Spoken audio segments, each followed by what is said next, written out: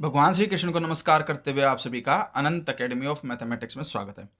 देखिए, अब हम करेंगे Farey series and some results concerning Farey series. ठीक है, तो सबसे पहले तो हम इसकी डेफिनेशन करेंगे कि फेरे सीरीज होती क्या है। Let n is greater than equal to 1 be any natural number for every n the set of fraction h by k such that h by k is greater than equal to 0 and less than equal to 1। यानी कि अगर आपके पास n कोई natural number आ जाता है, ठीक है, तो उस n के लिए जितने भी फ्रैक्शंस बनेंगे उन सभी फ्रैक्शन यानी कि जो सभी फ्रैक्शंस हैं उनकी वैल्यू हमेशा 0 और 1 के बीच की ही होनी चाहिए, उसके बाहर की नहीं। सेकंड कंडीशन ये होती है कि जो डिनोमिनेटर है वो 1 और n के बीच का होना चाहिए, greater than equal to 1 but less than equal to n। मान लो n की वैल्यू 3 है तो जो k होगा वो या तो 1 हो सकता है या 2 हो सकता है या 3 हो सकता है और कुछ नहीं हो सकता। ठीक है, तो written in ascending order of magnitude is called Farey series of order n and will be denoted by fn। fn से डिनोटेड करेंगे, जैसे कि मान लो 1 हम लेकर के चले n को, तो f1 में दो आएंगे, तो 0/1 और 1/1। ठीक है, फिर f2 में n की वैल्यू 2 हो सकती है, तो 0/1 हो सकता है, 1/2 हो सकता है और 1/1। फिर f3 अगर हम देखें तो n की वैल्यू 3 हो सकती है, यानी कि डिनोमिनेटर में जो k है उसकी वैल्यू मैक्सिमम 3 हो सकती है। अब देखो 0/1, 1/3, 1/2, 2/3 और 1/1। ध्यान रखना ये असेंडिंग ऑर्डर में ही लिखना है आपको। फिर f4 में n की जो वैल्यू 4 हो गई, तो इसका जो डिनोमिनेटर है उसकी मैक्सिमम वैल्यू 4 हो सकती है। और इस तरह से आपके पास 0/1, 1/4, 1/3, 1/2, फिर 2/3, 3/4 और 1/1। ये आपके पास f4 आ जाएगा। अब हमारे पास थ्योरम आती है इससे रिलेटेड कि भाई इफ h बाई के and h dash by k dash are two consecutive members of fn then k plus k dash is greater than n। And second part है आपका k is not equal to k dash if n is greater than 1। यानी कि पहले तो हमें ये verify करना है कि जो दो डिनोमिनेटर है k और k डैश, इन दोनों का सम हमेशा ग्रेटर देन n आएगा। और सेकंड केस में अगर ये दोनों इक्वल नहीं है तो जो n है उसकी वैल्यू ग्रेटर देन 1 होगी। ठीक है, तो without loss of generality we assume that कि h बाई के is less than h dash by के डैश। कंजिक्यूटिव नंबर तो एक लेस होगा एक मोर होगा, तो इस तरह हमने लिख दिया सीक्वेंस में। अब हमें क्या क्लेम करना है कि ये कंडीशन क्लेम करना है कि भाई h plus h dash upon k plus के dash is greater than h by k but less than h dash by के डैश। फर्स्ट टू मेंबर लेंगे, क्रॉस मल्टीप्लाई करेंगे, मल्टीप्लाई करके एच के कट गया, एच के डैश और less than H dash k हो जाएगा। फिर shifting करके एच के अपॉन में के ले जाओ और के डैश को एच डैश के अपॉन में ले जाओ, विच इज ट्रू। फिर उसी तरह से सिमिलरली लास्ट टू मेंबर लोगे और उससे भी यही कंडीशन आ जाएगी, क्रॉस मल्टीप्लाई वगैरह करके वो भी ट्रू कंडीशन आएगी, तो इनइक्वलिटी 1 जो है सेटिस्फाई होगी, यानी कि ये वाली कंडीशन पॉसिबल है, सेटिस्फाई हो गई हमारे पास। फिर if possible suppose that k plus के dash is less than equal to n। अब हम क्या सपोज करके चलते हैं कि जो k प्लस के डैश है वो ग्रेटर देन n ना होकर के लेस देन और इक्वल टू n है। ठीक है, since h is less than equal to k, क्योंकि जो डिनोमिनेटर होता है और जो न्यूमरेटर होता है, न्यूमरेटर के इक्वल हो सकता है और उससे लेस ही होगा, ग्रेटर नहीं हो सकता। ध्यान से देखिए, डिनोमिनेटर ग्रेटर देन न्यूमरेटर हो सकता है पर कोई भी न्यूमरेटर अपने डिनोमिनेटर से ग्रेटर नहीं है। ठीक है, तो ये वाली कंडीशन यहां पर यूज हुई है। अब कंडीशन क्या है यहाँ पर, h is less than equal to k and h dash is less than equal to k dash, h plus h dash is less than equal to k plus k dash. ये इसके upon में चला जाएगा, एक fraction हो गया, तो ये किससे बिलोंग करेगा, fn से बिलोंग करेगा। अब fn से बिलोंग करने का मतलब आपके पास एक कॉन्ट्राडिक्शन आ गई, तो this implies a fraction h plus h dash upon k plus k dash of fn lies between two consecutive fraction h by k and h dash by k dash of fn। क्योंकि हमारे पास अगर denominator less than equal to n है तभी ये fair series बना, अगर ये ग्रेटर देन n हो जाता तो फेयर सीरीज नहीं बनती। तो इसका मतलब ये है कि इस कंडीशन के अकॉर्डिंग हमारे पास ये किससे बिलोंग कर गया, fn से बिलोंग कर गया। fn से बिलोंग करने का मतलब ये दो कंजिक्यूटिव फेयर सीरीज के जो नंबर हैं उनके बीच में आ गया, और ये आ गई कॉन्ट्राडिक्शन, क्योंकि ये दोनों कंजिक्यूटिव है तो कोई तीसरा बीच में आ नहीं सकता। इसीलिए जो हमने सपोज किया था कि k प्लस के dash is less than equal to n, वो गलत सपोज किया, रॉन्ग है। इसलिए स्टेटमेंट सही क्या होगी कि k प्लस के dash is greater than n, क्योंकि ग्रेटर देन n हो गया तो ये इनके बीच में भले ही लाई कर जाएगा पर ये फेयर सीरीज का मेंबर नहीं होगा, तो इसलिए ये कंडीशन सेटिस्फाई होगी।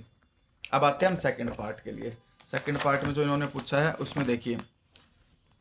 इफ पॉसिबल सपोज, अब की बार हमें क्या वेरीफाई करना था, के इज नॉट इक्वल टू, तो हमने इक्वल ले लिया कि भाई एच के और के डैश इक्वल है, तो वेयर एच बाई के एंड एच डैश बाई के dash are two consecutive fraction of f N for some N,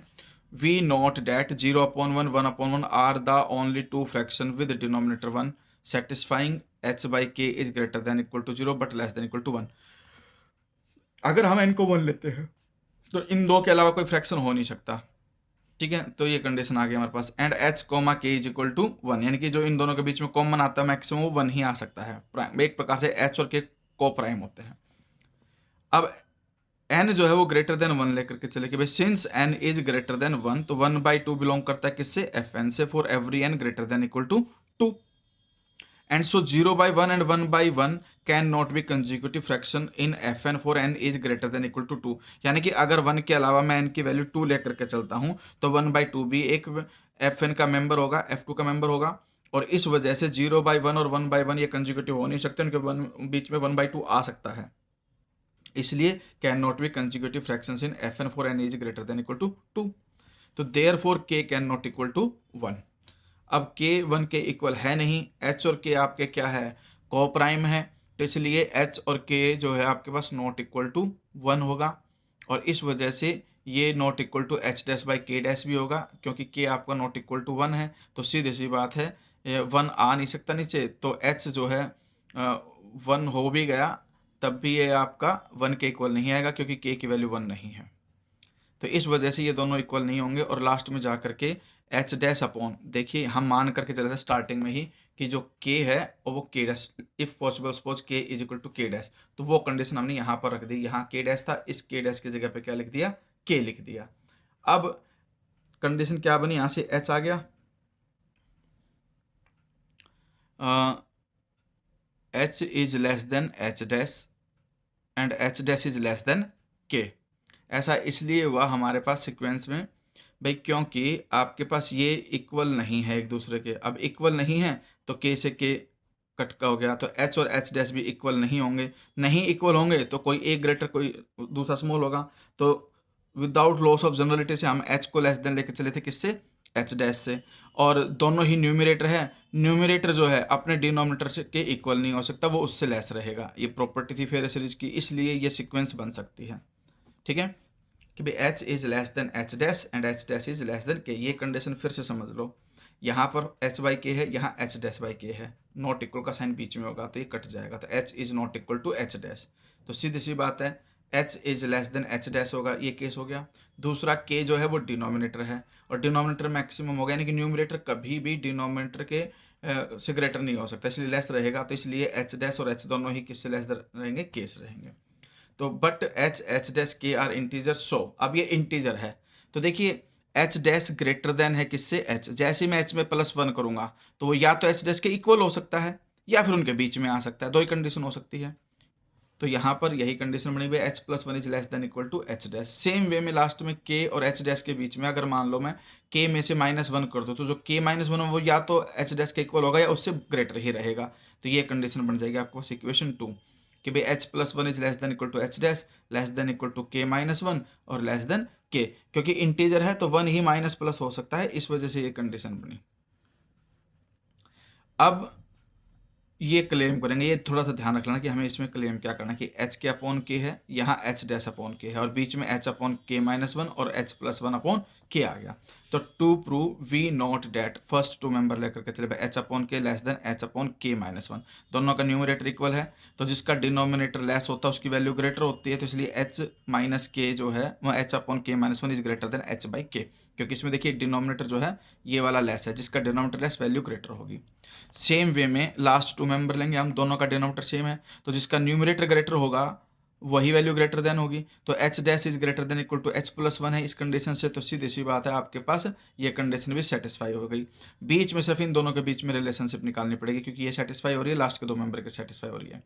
तो so it remains to prove h upon k -1 is less than h+1 upon k, cross multiply कर दिया, h k हो गया less then in दोनों का multiplication कर दिया, फिर एच के से एच के कट गया, फिर आपके पास कंडीशन क्या आ गई, k minus H minus one is greater than zero, बच गया था तो ग्रेटर देन जीरो लिख दिया। यहाँ से k जो है greater than h plus one आ गया, तो which is true by equation two, क्योंकि इक्वेशन टू के अंदर हमारे पास जो k है वो greater than h plus one आ ही रहा है, तो कंडीशन ट्रू हो गई। तो therefore inequality three are proved, जो इनइक्वलिटी थ्री है वो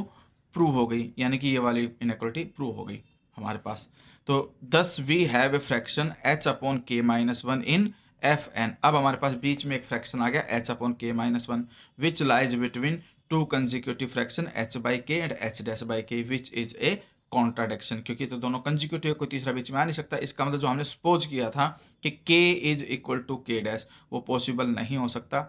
ठीक है। और अगर वो इक्वल है तो आपके पास जो है कि भाई n ग्रेटर देन, कंडीशन लिख देते हैं भाई, we can't have k is equal to k dash if n is greater than one. तो इसका अपोजिट क्या होगा जो प्रूव करना है हमें, कि k is not equal to k dash if n is greater than one. तो ये कंडीशन हमें बोली गई थी प्रूव करने के लिए, वो प्रूव हो गई।